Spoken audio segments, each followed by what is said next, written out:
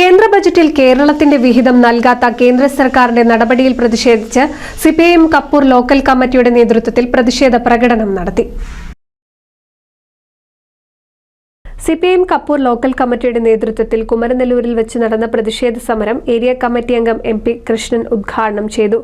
ഈ കേരളത്തിലെ GST വിഹിതമായാലും ഈ കേരളത്തിലെ പാവപ്പെട്ട ജനങ്ങൾക്ക് നൽകുന്ന ആനുകൂല്യങ്ങളായാലും കേരളത്തിന് വേണ്ട എയിംസ് ആയാലും കേരളത്തിലെ റെയിൽവേ സോൺ ആയാലും കഞ്ചിക്കോട് വ്യവസായശാലയായാലും അങ്ങനെ കേരളത്തിലെ ജനങ്ങൾക്ക് വേണ്ട ഏതുവിധ ആവശ്യങ്ങൾക്കായാലും ഞങ്ങൾ ഈ പ്രതിഷേധവുമായി ഈ ഗവൺമെന്റിന്റെ മുമ്പിൽ പോകുമെന്നുള്ള കാര്യത്തിൽ യാതൊരു തർക്കവും വേണ്ട.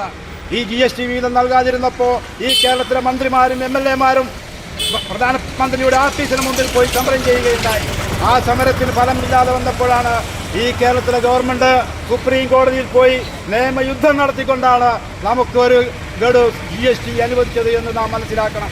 അതുപോലെ നിയമപരമായും ഈ ജനങ്ങളെ സംഘടിപ്പിച്ചും പ്രതിഷേധിച്ചുകൊണ്ട് ഈ കേരളത്തിലെ ആവശ്യങ്ങൾ നേടിയെടുക്കുന്നത് വരെ CPI-യും ഇടതുപക്ഷവും ഇവിടുത്തെ ഗവൺമെന്റും മുന്നോട്ട് പോകുമെന്നുള്ള കാര്യത്തിൽ യാതൊരു തർക്കവും വേണ്ട. ആ മാന്യം മുഴുവൻ ഉണ്ടാകണമെന്നാണ് ഞങ്ങൾ ആഗ്രഹിക്കുന്നത്.